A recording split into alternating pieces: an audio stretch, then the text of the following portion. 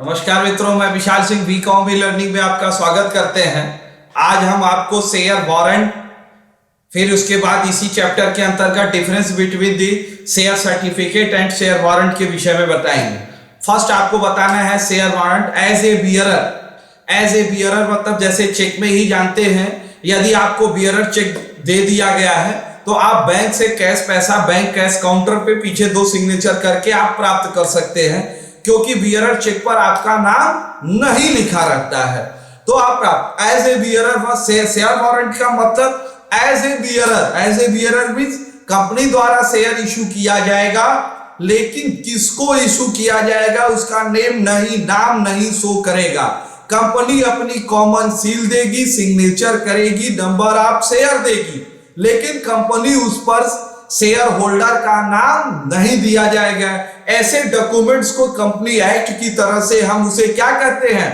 Share warrant कहते हैं।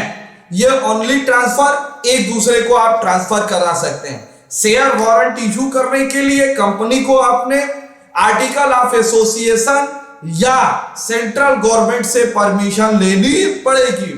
Share warrant share certificate की जगह पे इशू किया जा सकता है। Share warrant is issue of the full amount in paid. ध्यान दीजिए, बैलेंस अमाउंट शेयर सर्टिफिकेट पे आप फुल अमाउंट पेड नहीं होता है।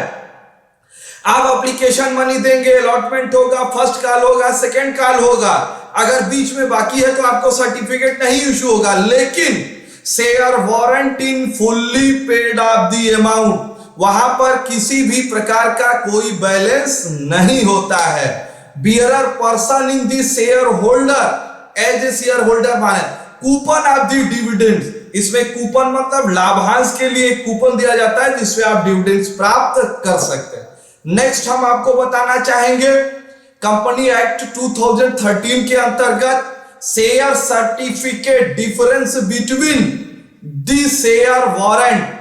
शेयर सर्टिफिकेट शेयर वारंट में क्या अंतर है? First, fully paid share certificate fully and partly paid, but share warrant issue of the fully paid, क्योंकि पूरा पैसा जमा करने पर ही आपको शेयर सर्टिफिकेट मिलेगा, शेयर वारंट मिलेगा, शेयर सर्टिफिकेट आप पार्टली भी पेड करते हैं। डिलीवरी शेयर सर्टिफिकेट आपको कभी भी इशू की जा सकती है, यह कंपनी के बायलॉज पे निर्भर है। जब तक फुल अमाउंट पेड नहीं करेंगे तब तक आपको डिलीवरी नहीं दी जाएगी। शेयर वारंट, ये company share certificate demat format में भी दिया जा सकता है, लेकिन share warrant fully paid in delivery of the amount, जब तक आपको डिलीवरी प्राप्त नहीं होगी तब तक वह मानी नहीं जाएगी। Dividend of the coupon share certificate, no issue of the dividends coupon. Share certificate के अंतर्गत कूपन नहीं दी जाती है, लेकिन share warrant issue of the coupon दी जाती है।